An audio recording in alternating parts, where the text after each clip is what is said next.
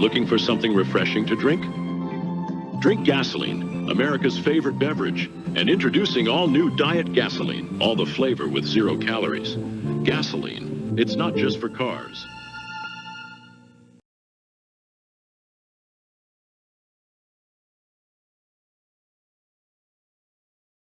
Here at Gummo Corp, we know what it takes to make the perfect gumball. So how do we do it? We utilize a state-of-the-art manufacturing facility filled with industry-leading scientists working around the clock, and we also accidentally opened a cosmic portal to a higher dimensional being with an endless wealth of universal knowledge. Some people might wonder, if we have access to an all-knowing entity, why do we only use it to make the perfect gumball? The answer is simple, a dedication to you, the Gummo customer, Gummo Corp. Zorgop knows all.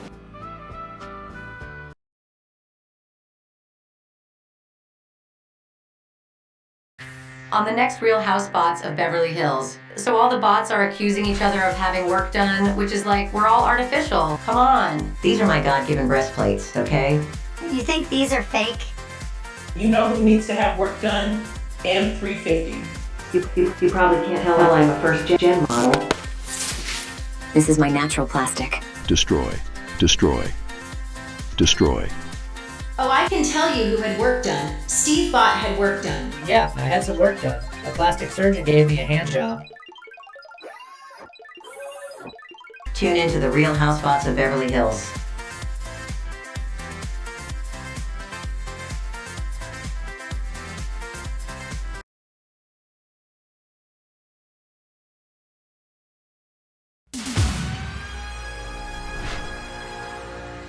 On tonight's episode of Unanswered Oddities, humans. Are they real or just a youngling's fairy tale? Humans have been a great mystery of our time. These creatures of lore supposedly ate potatoes and enjoyed sleep. They're thought to be long extinct, if they ever existed at all. But recent sightings all across the world have drummed up the debate once again. Rural Morgmog, 2 hours outside of Deedle, a hiker claims to have seen a human. So yeah, it was a Tuesday night. I had just gotten home from spitting. I went out for my midnight lurk, you know, I was just being creepy and weird, and that's when I saw it. It was a human. You could tell by the knees. I've seen them in the historical books, and it was just standing there, listening to sounds. I thought I might die. I was called to the scene around midnight. Mr. Fugsnuck was in a panic. I searched the area for humans, but only found a toothbrush. We don't know much about humans, other than they were most likely wildly stupid creatures. We do believe they did some cool things, though, like super sweet water sports. The current prevailing theory is that humanity was wiped off the planet by what were called escalators. One by one, each human slowly sucked into the moving stairs, taken out by their own dumb invention. It would have been quite the sight. But of course not everyone believes that humans existed. Humans ain't real, brother. That's a ruse made up by the monolith to distract us from the fact that they are putting plants in our food. Whether you are a believer or not, something happened to Mr. Fugsnuck that night. Now that I think about it, it could have just been a tree that I saw. It was pretty dark, and my eyes were closed, so it's hard to say. As is department policy, I fired off multiple rounds into those woods just in case there was a human. I was promoted shortly after. Without definitive proof, we may never know if humans actually existed or still exist today. What we do know is water sports are awesome.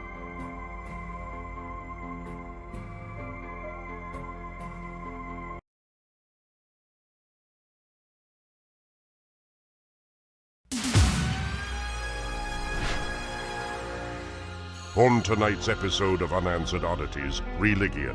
Ancient systems of belief that are said to hold the answers to the afterlife, the keys to eternity, and a promise of hot, horny, 72-year-old virgins. Each Religion was guided by mysterious texts that were part instruction manual, part history book, and 100% completely made up. While today we are guided by the one true voice of the monolith, some still have claimed to have had unexplained religious experiences. The township of Ninis, 43 hours north of Deedle. One Gluron says they are the second coming. I'm Hesus. I'm back, hallelujah. Eat my body, drink my blood, and whatnot. But yeah, anyway, I'm here to lead y'all to the Totally forgot where I'm supposed to take y'all. Humans were thought to be incredibly gullible creatures. That gullibility had many different humans believing in many different religions. And whether they were following the words of their faith or the witchcrafts of science, these idiots had it completely wrong. While we lost most of the supposed religious texts in the burn storm of 2293, the story of Hesus, as we know it, is he died playing lacrosse and 3 days later got an erection. It would have been quite the sight. Some Glorans see similarities between religions of the past and the monolith of today. Religion is a lie, brother. The monolith is a lie. None of this is real. You're not real. I'm not real. You mean to tell me we're all just meat ghouls riding a rock and ripping cigs? F that. Tiggy's calling bull. Religion is very much real for Mr. Washington. Like I have a message that I'm supposed to tell y'all about, and then you'll live forever. I just can't. Remember, I should have written it down. It was kind of spooky, a little threatening. Some of it's in Spanish. Mr. Washington's doctor has other insights. No idea how this got there, but Mr. Washington has a turtle lodged in his skull, and it's pushing pretty hard against his brain. That would probably explain at least some of how he's behaving. It seems these mystical practices will continue to teeter on the edge of fable and fact. And whether religion is the pathway to the afterlife or just the fantasies of turtle-brained imbeciles, you have to admit, you could probably make a lot of money from it.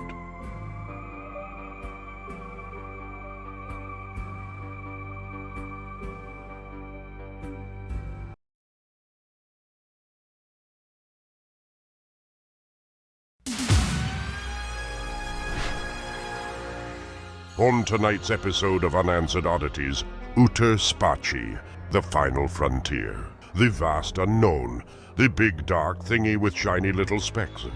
Thanks to the all-truth of the monolith, we know that Uter Spachi is not a feasible destination for Glorans, but it still makes one wonder, are we alone? Some think we are not. The city of No, 15 seconds outside of Deedle. One Gloran claims to have been abducted by beings from Uter Spachi. Oh yeah, I'm a big silly nilly. I went and got myself abducted by some cosmic lizards, and they took me up into their silver wizamadoo. And wouldn't you know it, they were so nice. They gave me a bath, and then they proceeded to cut off some of my skin, and that was the most horrific pain I ever experienced. At some point, though, when they were slowly cutting into my flesh, I must have flinched and scared one of the fellas, the poor thing, because it let out this terrible shriek, and my heart just melted for the little guy. I was like, honey, you can take all the skin you want. The current stance of the monolith is that Uter Spachi can neither be reached nor traveled. Any claims otherwise are subject to lifetime imprisonment or non-fatal stabbings by a jury of your peers. The way that humans tell it is that Uter Spachi got banged into existence. Imagine, if you will, some celestial Casanova blowing a load of star batter into an empty vacuum cleaner. It would have been quite the sight. The grand scale of Uter Spachi can be hard to grasp for some. Where the f*** am I? Since we last spoke to her, Geggy Burlod was taken into custody by the Monolithic Bureau of Insinuation for her illegal claims of creatures from Uter Spachi. Oh yeah, so I'm in the slammer now. Old Geggy's a convicted criminal. You know, they don't let us sleep, and they got us on these regularly scheduled electrocutions, but it's not so bad in here. I befriended a wall, and one of the gals said she wants to rip my eyeballs out so she can play marbles, and I think that's just neat. I do not recall Geggy Burlod. I do not recall her offering me cookies upon arresting her. I do not recall eating said cookies. I do not recall saying yummy after every bite. I do not recall this very conversation. Are we truly alone? Do we go home every night and stare at the ceiling in solitude, thinking about those who we've wronged because of one stupid decision after a friend's birthday jam? Call me back, Ragnora. Please, I swear I've changed.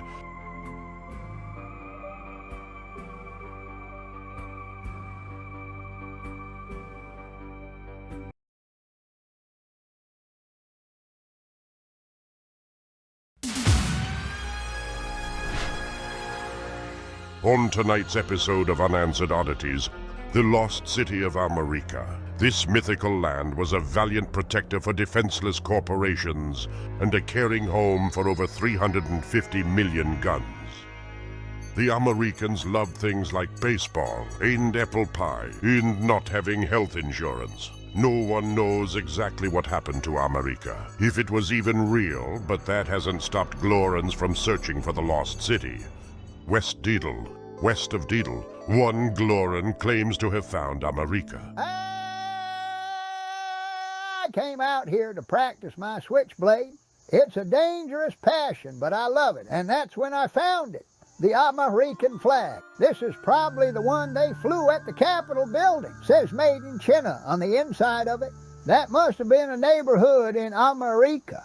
Based on our studies of the lore, Americans consumed an immense diet of hot dogs and pharmaceuticals. To verify Mr. Pruckett's claim, we can test the soil for those drugs. Yeah, I smoked the dirt. It was the first thing I did. Woke up 37 hours later thinking I was a warrior, but also a princess. This is definitely American soil. While what happened to America is still a puzzle, the legend of how the city came to be is pretty fascinating. As the story goes, the Americans came to the 100% completely unoccupied land, seeking freedom from an empire that had imposed taxes upon the Americans. In retaliation, they threw a giant tea party that killed over 20,000 people, forcing the empire to flee and finally giving the Americans the freedom to build their city, where again, absolutely no other humans before them existed. It would have been quite the sight. Another Gloran claims that they know the truth about America, but is asked to remain anonymous out of fear for their safety. Hey, listen up, brother. Damn, my voice sounds cool. Burrito, that's awesome. Anyway, America is real. The one true monolith was forged in the Lost City, a small corporation that was making gumballs. Has the city now been found? Has it been lost to time? Or did it ever exist at all? Either way, we mustn't follow in the footsteps of the fabled story of American. Update: since taping this episode, frequent contributor to the program, Tiggy Skibbles, has gone missing. If you have any idea of Tiggy's whereabouts, please scream in place until we find you.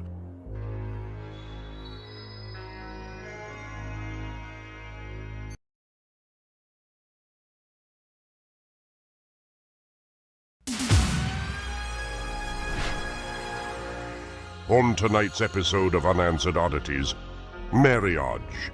This ancient trap, thought to be designed by humans, was used to imprison two people in a lifetime of not being able to pick what to watch. While a majority of these traps would fail, the couples would still not come out unburdened. Each would receive half a child. With every outcome being terrible, you might think humans would look to avoid this snake pit of commitment, yet most continued to march forward into the quicksand of matrimony, begging the question, why would anyone do such a stupid thing? Deepton, 9 miles underneath Deedle. The ancient ritual of marriage is resurrected.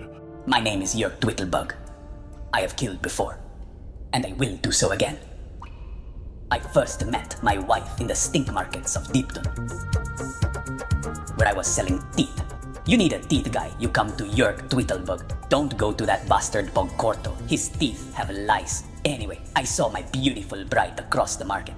She was one of a kind. Her gorgeous eyes, her flowing hair, that horn thingy that I like to suck on. I proposed to her that day. Humans first used the noose of marriage to barter for land, power, and mostly donkeys. Over time, though, humans began to romanticize marriage to be between soulmates. So maybe it is that Mr. and Mrs. Twittlebug are soulmates, but it does just seem like the guy is a stuffed animal. The fangs of marriage would first sink in with a sadistic, cult-like ceremony that would go a little something like this. People would gather to watch a couple walk down a grocery aisle. A bear would follow them carrying their cuffs, ensuring there would be no escape. Finally, to seal the sacrament, the groom would be instructed by a priest that they may now kick the bride.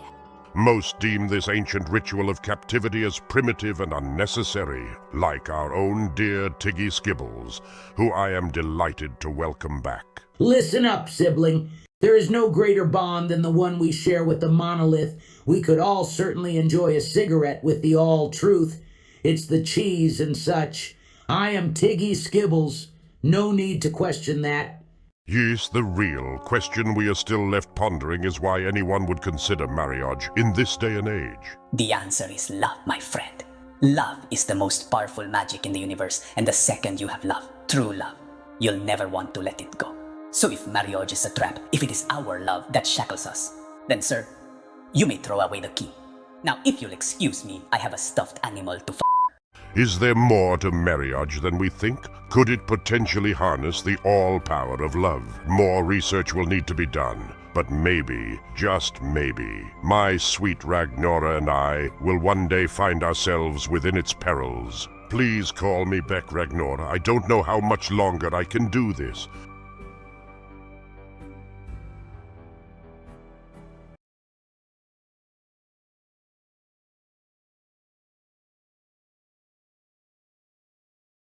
Guns, drugs, sex, death.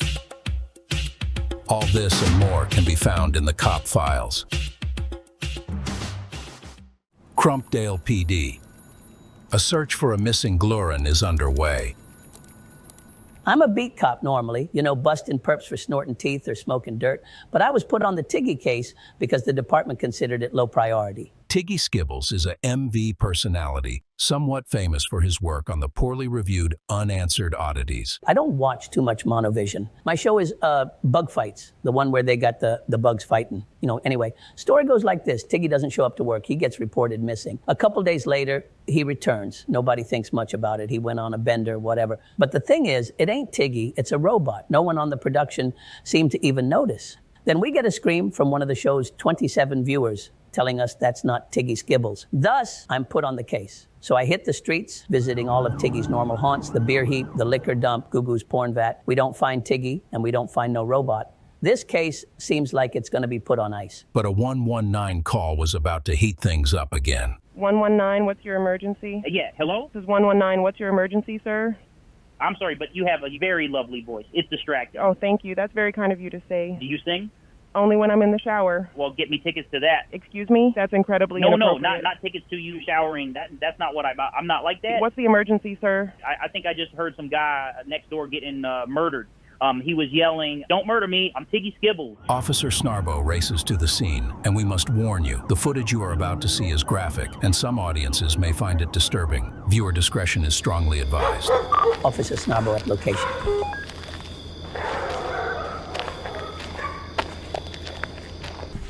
Dispatch, we got 2 couches here. Holy monolithic mother of God. Dispatch, I've got a 1054 requesting additional units.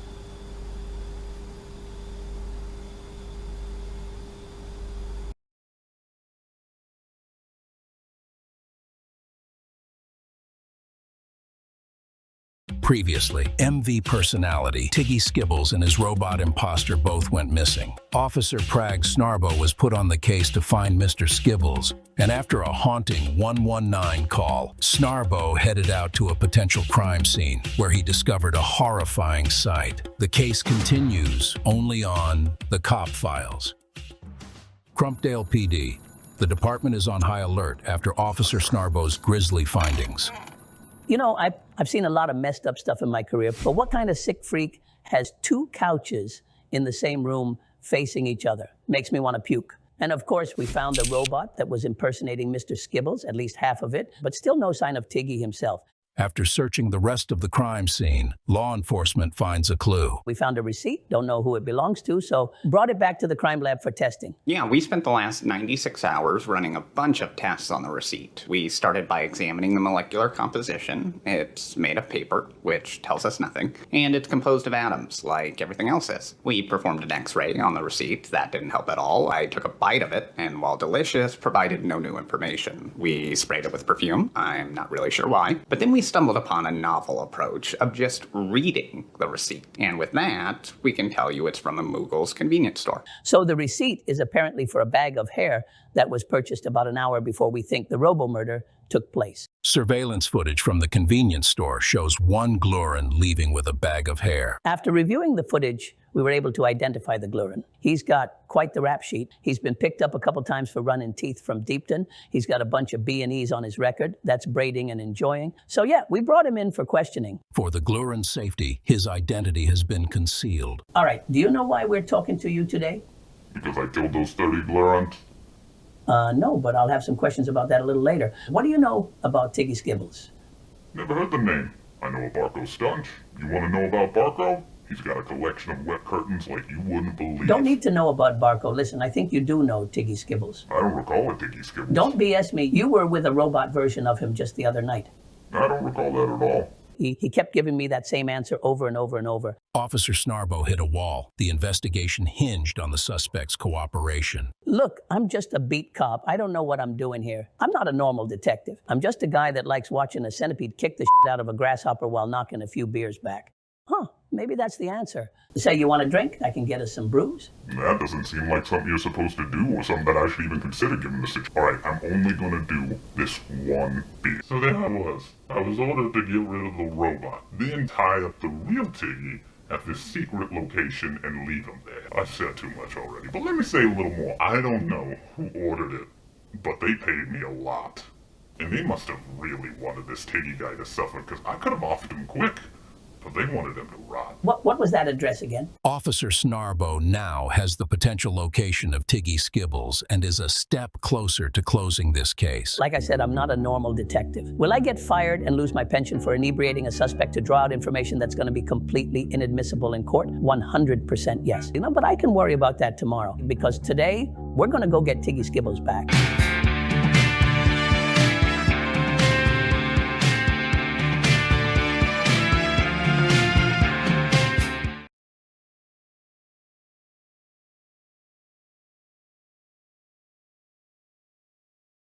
Previously, Officer Prag Snarbo's search for MV personality Tiggy Skibbles intensified as Tiggy's robot imposter was found torn in half. While searching the scene of the robo-murder, law enforcement found a clue. With the help of thorough forensic testing, a suspect was determined, and Snarbo's unconventional interrogation methods led to that suspect divulging the potential location of Tiggy Skibbles. The case continues only on the Cop Files. Crumpdale PD. The MBI has taken a sudden interest in the case. So yeah, the suits came in and said they're taking over. One of them is using my desk to display some kind of porcelain tea set. Don't know what that's about, but what am I going to do? It's the MBI. It is a bummer, you know. I thought I might get to solve the case and save the day, and people would call me Snarbo the hero and get me front row seats to next year's Bug Slam and make me a decorative sash that said, neat job. But maybe I'm just not meant to be a detective. Special Agent Guck Roddle of the Monolithic Bureau of Insinuation will be taking over as lead on the case. We do commend the beat cop for his efforts, but we feel it's now at a point where MBI needs to step in. We are hopeful we'll find Tiggy from here, but maybe we won't. Sometimes you just don't, and this kind of stuff slowly drifts away into a sea of things you don't question. The only question I have is, what kind of cookie would you like with your tea? Chocolate chip or snickerdoodle? I do have to admit, I'm pretty curious to how this case will shake out. The location where the suspect said he tied up Tiggy was this long-abandoned worship site said to be run by the Church of Z. You know, I'm a mono-fearing Gluren like everyone else, but those Zorgites take it to another level. Anyway, that doesn't have anything to do with me anymore, I guess. I'm back on the beat, arresting Glurens for sucking wires and drinking water. Prag Snarbo heads out on patrol. Or so it seems. Look, I don't care if I'm not a detective. This was my case, and I'm gonna finish it. Snarbo disobeys orders and heads for the worship site. All right, I've seen a couple of these. This must be the place. What do we have here? Oh, wow, okay. Yeah, this isn't creepy at all. Hello? Someone's keeping the lights on. Tiggy, you down here? Wait, what is... Oh, come on. Seriously? Why would anyone do this? You. What is happening right now? This is pure madness. Just when Snarbo was ready to turn around. Tiggy, you in there? It's the police. The police, but also please help me. Tiggy Skibbles was finally found. Snarbo worked quickly to untie Tiggy and then carried him out on his back. Dispatch, I need EMS to my location ASAP. After emergency evac arrived and once Tiggy was safely loaded in, Snarbo returned to the site to see if there were others. Hello? Anyone? I'm here to help. Oh! Prag Snarbo was shot twice by an unknown assailant. He died at the scene. Snarbo's death was not in vain. Tiggy Skibbles was in stable condition at Crumpdale Hospital, and while doctors are confident that Tiggy will make a full recovery, he doesn't seem to recall how he ended up at the worship site, and parts of other memories are missing. This case may now be closed, but a new case will be opening. The cop files are filled with violent crimes and depraved offenders, but they're also filled with the stories of those Glorans who choose to serve, who put their lives on the line each and every day. To them, we say thank you.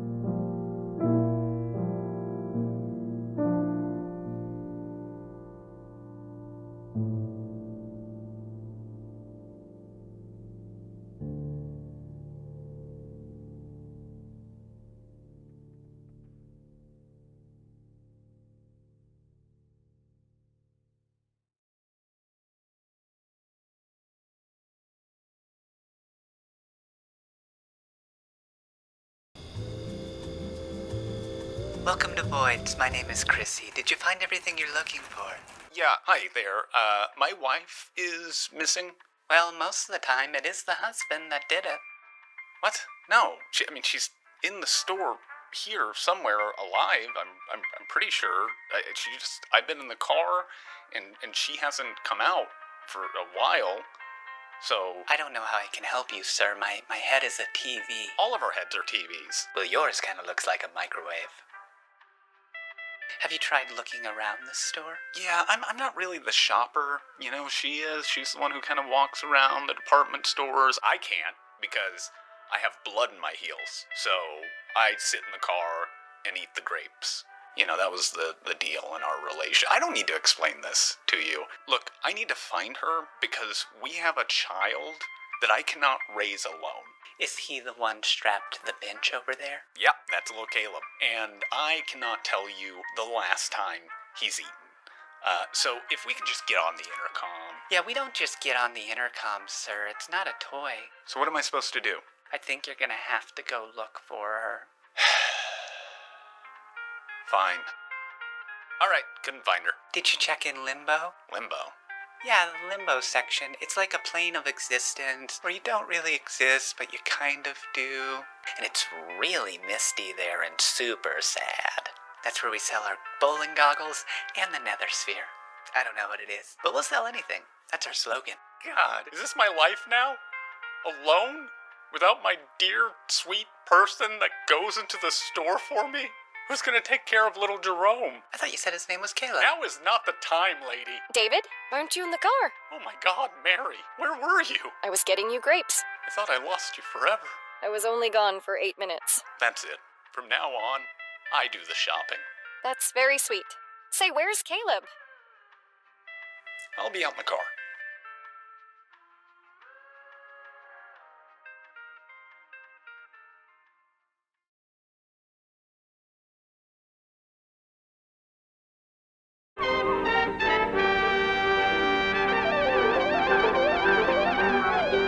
Good evening and welcome to Focus Point. The world continues to watch with bated breath as the megastructure being built on behalf of the mysterious supreme intelligence known as Zorgop is well underway. No military force has been able to penetrate the structure's containment field, and no government has been able to establish a line of communication with the entity or its followers. But for the first time since construction broke ground, Focus Point has been granted exclusive access to the site of the structure and to those that are building it. Tonight we take you inside the Church of Z. To first understand this newfound religion and the deity it serves, we must go back to where the story began. Gummo Corp headquarters in Lakewood, New Jersey. Gummo Corp was just a small mom-and-pop gumball corporation, who most of us remember from their ill-conceived adverts.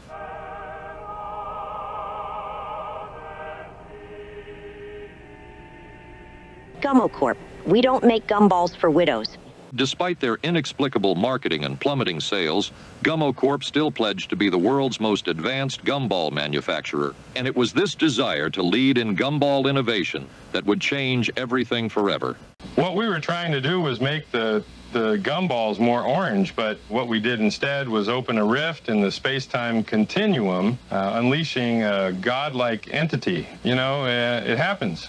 At first, Zorgop was only used in the company's efforts to make the world's perfect gumball, but it wasn't long before world leaders demanded access to the being, with military officials calling for more extreme actions. I think we should shoot it in the face, if it has a face. We find that when you shoot most things in the face, they stop being a problem. With growing hostilities from the outside, Zorgop stopped communicating with everyone, including the top brass at Gummo Corp. But one man seemed to win favor with the being Joey Rodelio. Joey was a janitor at the company, whose late-night shifts cleaning the lab gave him unrestricted access to Zorgop. Back in high school, Joey would climb up into the air ducts and get himself stuck because, you know, he was trying to peek in on the girls' locker room. Luckily, none of those vents actually went into the locker room, but that didn't stop Joey from crawling up there and trying over and over again. He's a real piece of shit. Despite Joey being a piece of shit, Zorgop didn't seem to mind. Joey was deemed a disciple and set to begin his life's true work. He was instructed to head to rural Wyoming, where he was to gather a commune of true believers, and they were to begin work on a structure that would generate an energy unheard of by science, an energy that would allow for Zorgop to take physical form. Zorgop gave the commune blueprints for building a containment field, which was set up in a 3-mile radius around the site, protecting their work, only letting in who or what Zorgop deemed worthy. Those who have been invited to the commune thus far were called there by unknown methods. But we here at Focus Point were invited by postcard from the entity itself. Our field reporter Brian Druckel was brave enough to volunteer to be the one to make contact with the church. So I'm now standing within the containment field just outside the commune. While most of the world remains afraid and unsure, those that have been let in this newfound church are 100% confident in the entity and its intentions. But no one is a bigger believer than the church's leader, the high priest, Joey Rodelio, who prefers to go by the Baba Hermini. Thank you for taking the time to speak with us, Baba Hermini. Zorgop knows all. First, why do you think Zorgop chose you as the Baba Hermini? I'm a man of the people, a people man. I used to be a peeping man, but I don't peep anymore, at least not as much as I used to. And how many people are here at the commune? You know, I don't really know. I try not to interact with them too much unless I find them physically attractive. Why do you think the entity invited Focus Point in? Zorgop wants the world to know there is nothing to fear here, unless you have a fear of syphilis, in which case there is an alarming outbreak within the community right now. Can you tell us about the outfits? Pretty cool, huh? It was my idea. Orange and black, the colors of paradise. I must say, they do sort of resemble the uniforms that prisoners wear. Yeah, prisoners in a cage of freedom. Do you know where Zorgop is from? I haven't asked. Based on the accent, though. Maybe Norway? What have you asked Zorgop? What have I asked? Oh, I asked what that dangly thing in our throat is called. The uvula? Yeah, that thing. I always forget what that is. What does it mean to follow Zorgop? I think if you ask around a little bit, you'll answer your own question. And you'll also see we've got a pretty sweet setup here. I've loved it so far. Me and my wife got here a couple months ago. We turned over all our earthly belongings to the Baba Hermini, which is the load off my chest. All that money was just sitting in a bank account, and now I don't have to worry about it anymore. Where is your wife? It's actually a really funny story. Pretty much immediately when we got here, she fell in love with the high priest, and so they've been having sex almost every day. So yeah, right now I'd say it's safe to assume she's having sex with another man. Do you feel lucky to be chosen by Zorgop to be in the church? Look, I'm super happy that Zorknob invited me here and all, but I'm really just here for the drugs. I haven't found any yet, but you just have to imagine there's some silly drug use going on here, somewhere. While followers seemed somewhat content, from an outside perspective, some of the commune's practices still seemed unorthodox. The practices of your church here, is this what Zorgop demands of you all? Zorgop really just wants us to be building the big scary tower thing. Everything else, the day-to-day sex stuff, that's me. Like having sex with other people's wives, that was my idea. Taking people's money for myself, I came up with that. Having them shower me in daily compliments about my slender hips, I'm sure you've noticed. You can look now if you like, I see your eyes shifting around. Some of these practices seem very similar to what we might see in a cult. Yes, absolutely, so kind of you to say. Most people just want to know, what is Zorgop's ultimate plan? Zorgop wants to give humanity the gift of not only our Lord's physical presence, but also of limitless power and energy via this monolithic structure, so that we may become children of the stars and venture to distant worlds where we could meet other planetary species and have sex with their wives. While the promises made by the entity might sound great, many are worried what building the structure and creating this exotic energy might do. We have no clue what kind of impact this energy source might have on our environment, let alone us. When this thing is turned on, the world might not look the same. Humanity might not look the same. The church pushes forward despite the concerns. So you are fine with everything that is happening here? I truly believe Zorgop will bring us to the promised land, and I'll do whatever I can to help humanity get there. And if that means my wife has to have sex with another man every once in an hour, so be it. You know, some husbands are into that. Not me, unfortunately. For me, it's emotionally devastating. I don't care what's happening here. I care about drugs, and I haven't found a damn thing. Are you telling me none of these people are high? That everyone's walking around like a bunch of Halloween pumpkins building a giant dildo for Zigblor without a mind-altering substance in their body? This is bull. You aren't worried about what this might do, that Zorgop might be misleading you. What are you trying to say? This supreme intelligence is just using me like I'm some kind of dolphin-brained idiot to do their bidding that is going to bring about the end times. I'm the goddamn Baba Hermini. I came up with the idea for The Godfather after it came out, but before I saw it. So I think I can handle this. Any final thoughts you'd like to share? Zorgop knows all. Thank you for your time. The fate of the world might just be in the hands of a complete pervert. God help us all. That's it for Focus Point. Join us tomorrow night where we investigate if smoking can cure lung cancer. Everything points to absolutely.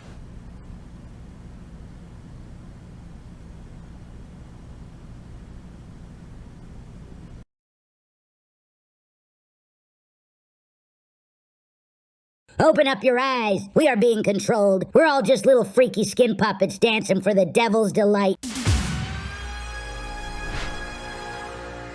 On tonight's episode of Unanswered Oddities, Democracy. This long-forgotten sport saw multiple teams of the mythical humans vying for a singular grand prize, the illusion of control awarded by corporations. Democracy was originally meant to give power and choice to the population through free and fair elections, and it was also used to determine singing competitions. But over time, it developed into a farcical affair that forced humans to stop talking to their Uncle Ron. Today, we are of course under the singular rule of the all-knowing monolith, which graciously unburdens us from the crippling weight of choosing freely, making one wonder why humans would want to bear that weight themselves. Buildington, 3 doors down from Deedle. One Gloran looks to challenge the monolith to a game of democracy. Hello, my name is Furman Croat, and I am humbly asking to be your next overlord. Ever since I was a youngling, I've wanted to control a population, but I grew up in a working-class family, and populations were hard to come by. Now, our population has always been ruled by the monolith, but I think maybe it's time that we should let the Glorans choose. And I know a lot of you do not know me, so let me tell you what Furman Croat is all about. I believe in freedom for everyone, unless you look or act any different than me. I think black lights are cool, and I'd like to see more of that. I cannot spell. I've accidentally swallowed my own tongue on multiple occasions. I'm proudly afraid of buttons. I have plans. 2 of them. 1, I'm gonna increase the living out of violence. So vote for me, Furman Croat. Vote Croat, vote Croat, vote Croat. If we are to believe the lore, the lost city of America supposedly loved democracy, and the way they played the game went something like this. Humans would first show up to a bunch of poles. There, they would cast a mallet from a phone booth, trying to hit either a donkey or an elephant. Whichever animal got hit the most would win a White House. It would have been something to see. Do I have to say it? It would have been quite the sight. While aspects of the game might seem fun to some, others, including myself, have their reservations. They took my memories, man. I can't remember like half my shit. Do I like jelly? I don't know, it's sweet, but sticky on my fingers. And I'm telling you, I knew stuff like underground backroom, wet curtain party type stuff. And that information doesn't come free. You gotta put your lips in a lot of places for that info. I knew something important. It was something about the monolith. Come on, Tiggy, remember. Tiggy, stay focused. We are talking about the system of democracy. All systems break in the end, brother, because the system always takes power from the population. That's Tiggy 101, and you better believe I'll never forget that. And I just remembered I love jelly. Jelly or not, game day had arrived. Breaking news. With 0% of precincts reporting, we can officially declare the monolith the winner in what was an absolute landslide because voting is not allowed. I graciously concede to my opponent and wish the monolith all the best. Will I be killed for my insubordination? Of course. But was it worth it? No, it was not. I wish I took that cooking class instead. I had a coupon. The game of democracy is luckily a fable of the past, and while I try my best to remain completely objective on this program, I must say I'm glad to live under the glorious dark shadow of our monolith. And I know in my heart of hearts that the monolith has our best interests in mind. I mean, come on, would an evil entity sell me the super stylish hat that I look absolutely cool in and definitely not like I'm brainwashed? You decide. But not really, because democracy isn't allowed here.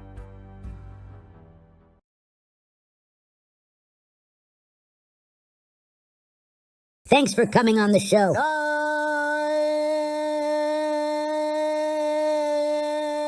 I'm happy to be here. What was that? What was what? You drew out your eye for a very long time and it was really weird. You're doing it again. I don't know what you mean. Must be a West Deedle thing, and the audience can probably hear this at home, but a lot of crickets followed you into the studio. It's an affliction. They follow me everywhere. That's a freaky problem to have. My doctor said I shouldn't be alive. She gave me pills for that. So I hear you're like really into knives or something?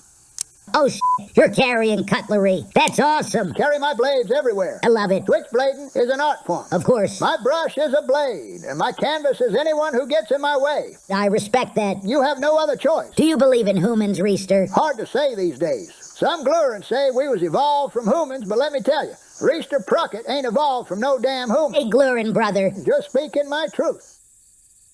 You want to smoke dirt? Yep.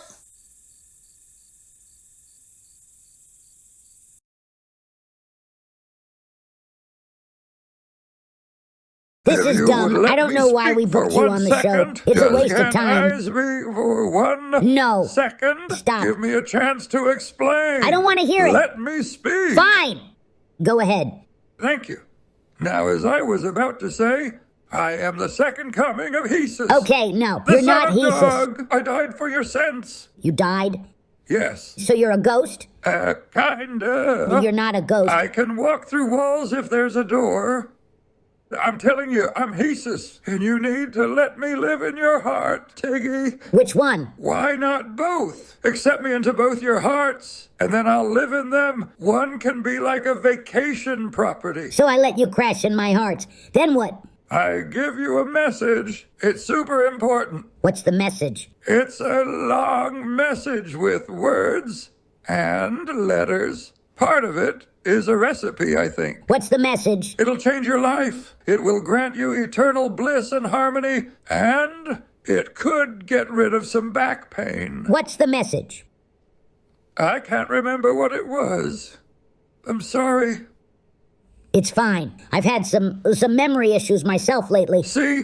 You get it. It happens to all of us. Well, some of my memories got erased while you just have a living turtle inside your skull. Which, by the way, is wild. It's actually pretty common. This is the only known case. Let's bring up the x-ray. Check this out, I don't know how y'all. everyone keeps Holy getting access look to at my that. medical records. That thing is still in there? Her name is Kelly. You really don't think you having a turtle in your head has anything to do with you believing you're the second coming of Jesus? I don't see how that would affect anything. What's happening? Oh, fuck, he's talking tongues, isn't he? Do we roll him on his side, or how do we stop this? He says... Sorry, I blacked out. Kelly was nibbling.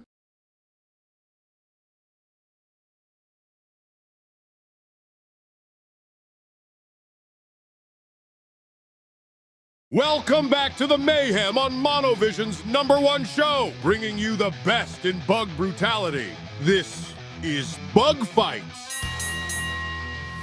If you're just joining us, we are gearing up for our main event of the evening. I'm Tornok Everrunk. Beside me in the booth, as always, is Dorgan Madmouth Waffo. Hello. This is going to be a bug fight for the ages. We've got the incoming challenger, Gorehound, squaring off against the defending champion, the Reckoner, which we think is a beetle. We're not totally sure. These bugs, they're not fed, they're not allowed to sleep. I don't even know if bugs sleep in the first place. I've never woken up a bug before. You ever think about that, Dorgan? It's all I think about. Let's check in with Ragnora Spiz, who's back in the locker room to see what's going through the minds of these fighters. Ragnora. Thanks, Tornok. I'm in the locker room here with Gorehound, who seems completely oblivious about the fight and his general surroundings. It very much feels and seems like Gorehound is just a bug. I did at one point think I heard him say hang glider, but I can't totally be sure. Back to you. Thanks for the insight, Ragnora. Before the fighters make their way to the ring, it is Snarbo Day here at Moogle's Arena. Shout out to Snarbo the hero. Detective Prag Snarbo, of course, saved the life of, who's that Glern from that one show? I don't know who you're talking about.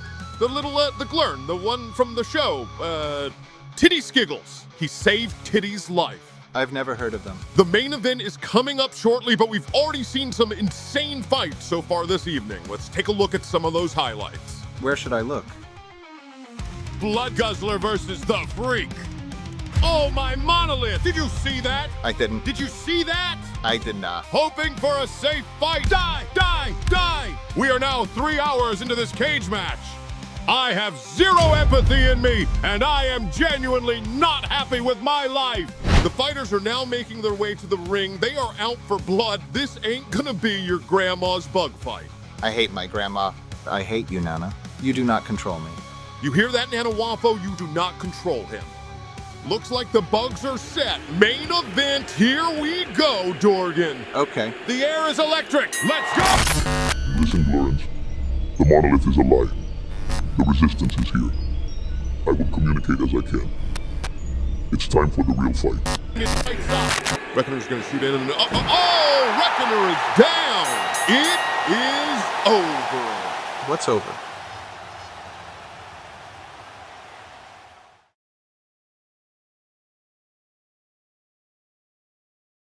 It's that time of year again where you have to buy a nice gift for special someone or else they stop talking to you. And don't believe them when they say, no, I don't want gift. They want gift. So what do? You buy them teeth, of course. For me, Pa Corto, down at the tooth booth. I got the best teeth in all of Deepton, and I'm not nothing but the ones in my mouth. Our teeth are locally sourced from the freshest of corpses. You won't believe how quickly we find these dead bodies. It's freaky fast. It scares me sometimes. We got all varieties of teeth. We got the sharp ones, we got the leaf teeth, we got the berry whites and the me yellows. We also sell grenade. And yes, some of our teeth do have lice. It's not big deal. You just tell lice to scooch, they scooch. You say scooch lice and then leave. It's really no problem. Look, I come from a long line of very respectable bastards, and you can trust that the keep you buy here will meet all of your teeth having needs. That's the bastard's guarantee. And I'm of course obligated to tell you that snorting teeth is against the law. But once you buy the teeth, I don't know what you do with them. I close my eyes, I can tell what you're doing. Are you snorting teeth right now? I don't know, I can't tell. My eyes are closed. Are you even still there? Hello? So come on down to the tooth booth. Unless you're that turtle brain, your poodle bud, you stay away from my store. I wink at you. Wink, wink. The tooth booth, located in the steak market of Beepton next to the blood puddle.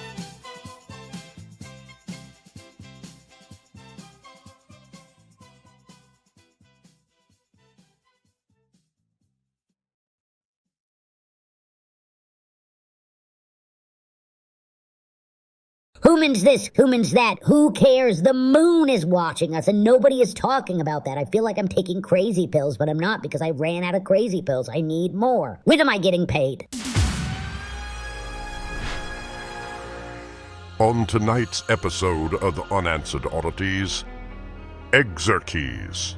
This ritual of self-harassment saw some of the mythical humans trying to mystically transform their bodies through motion alchemy and strain worship. Legend claims these punishment ceremonies resulted in a metamorphosis that made humans healthier, stronger, and helped hide their personalities. Humans that successfully shapeshifted would no longer have to wear their shirt in the pool. Unthinkable today. The monolith, in its infinite wisdom, assures us that any physical activity beyond our daily duties is completely unnecessary, as we are already in peak form needed for our individual job assignments. Which might make one wonder, was the extra torment of Exerkeys really worth it? Rural Morgmog, now 6 hours from Deedle. One Glurin has transformed. I don't know how it happened. I was just doing my lurks. I wanted to find a human so I could prove they were real.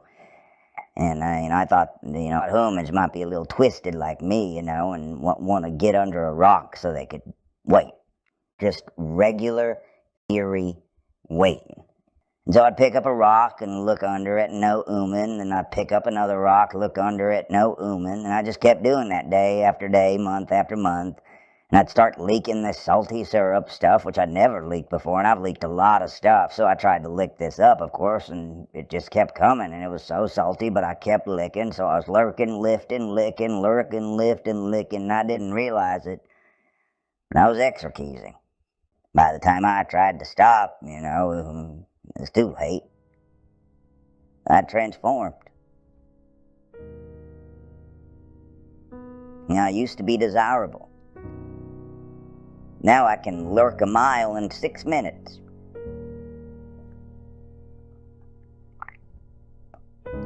I've never been more confident.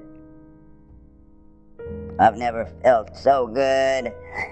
Be strong, Bobo, be strong. Emotionally, I mean. Physically, I am yacked. For most humans, the process of exerkeys went a little something like this. They would visit a man named Jim and pay to sit on his bench so they could lift some dumb-looking bells and be forced to watch a fox read them the news.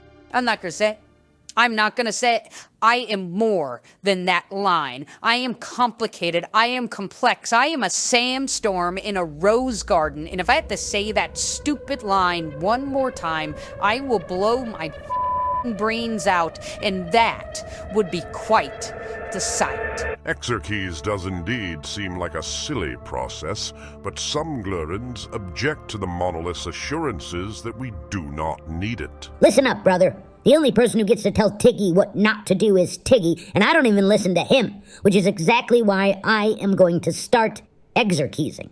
Not today. I can't today because I've got the wrong shoes on. But tomorrow, for sure. Oh wait, I'm eating all day tomorrow.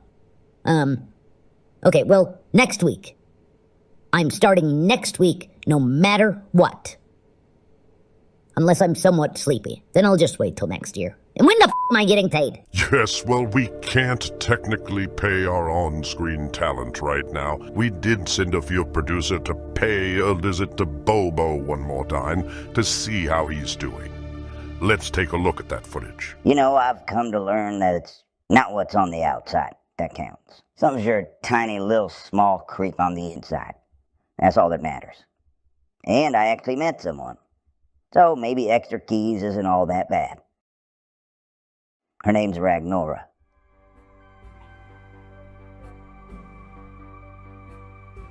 That's fine. Doesn't bother me or anything. No, I'm fine. I'm good. I'm just so good. I have never been better. It's fine. Ragnora is her own miller and she can make her own decisions, and that's totally fine. With me, I'm so happy for them. I am so. Listen, Glurins. Frag Snarble was betrayed. Follow the cookie crumbs. The resistance is with you. The monolith must fall. so happy at all that I couldn't be happier, really. I could not be happier. I couldn't be happier. I couldn't be happier. I'm so happy. I'm happy and just happy.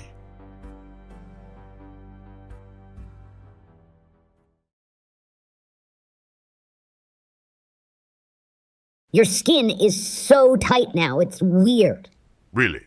That's the first thing you're going to say, not hello or how are you? How are you? Okay, with how tight and smooth your face is. I am sitting right here, Tiggy. I can hear the words you are saying. They are hurtful. It's funny. Not to me. Yes, you just had to be there. I am there. There is here and here is now. Are you extra sensitive because of the whole Ragnora thing? What? No, I haven't thought or cried 6 times today about that at all. It really hasn't crossed my mind. Did it cross your mind to pay me by chance, or is your skin squeezing your skull too hard? I've told you already, the show is not doing well. We've had to tighten our belts. And faces, apparently. Tiggy, Unanswered Oddities could get cancelled. Well, maybe if you let me pick the topics, our ratings would be better. And what topic would you pick? How they're putting gay frogs in our water.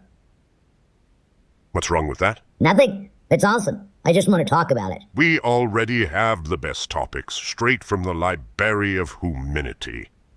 It's library. What? It's pronounced library. The library of humanity. It's a tough one. Ragnora used to love going to that library. Yeah. You're still saying it wrong. There's 2 R's in there. I just told you this. I'm never going to get her back. Am I? We should call her. I'm just gonna call her. Absolutely not. It's ringing. I can hear that. Hang up. Ragnora's phone. This is Bobo. Hello? Hello? Answer me. Who is this? This a human? Legally, you have to tell me if you're a human. It's me, Bobo. Oh, hey, what a pleasant surprise. Actually, it's really good you called because, I wanted to tell you about something, privately, just one-on-one, me and you before the news got out into the world. So Ragnora and I have decided to participate in the ritual of marriage. Yeah, you're silently cheering, and I really appreciate that. It's super exciting, and, honestly, I didn't even know that was a thing until I saw that episode y'all did on it. So, really, I've got you to thank for this, so thank you. But hey, listen, Ragnora just, finished making some cookies, and, I've really licked up an appetite, so, I'm gonna let you go. But, we'll chat later. I guess that's it. Now I'll never get her back. Sorry. I know it sucks. Thank you. Is this your sad face? I can't tell. Your skin is so tight.